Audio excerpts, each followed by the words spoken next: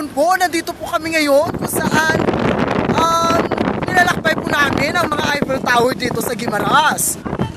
So, nandito, yan, malalaking Eiffel Tower kung saan ito ay 20 milyong pulgada na pinaghirapan ng mga trabahante dito. Ang laway ka, katara na ba?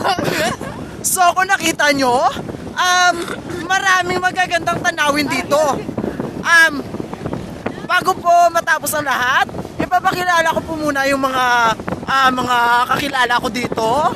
Sina Nurse Joy Lesiques, sina Carl at si Poboy.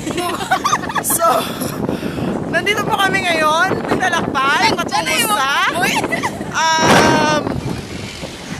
teka lang partner, malabo tayo. Okay. This is Bernard Similiejo Jr. living Barangay Labos Norte, Iloilo City. Taking a Bachelor of Science Information Technology. Nag-cellphone niya? Master Start in.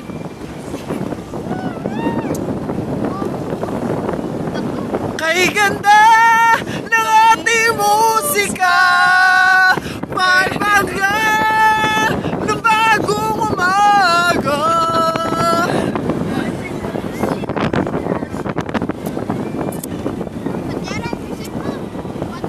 Okay, Kalubat ka.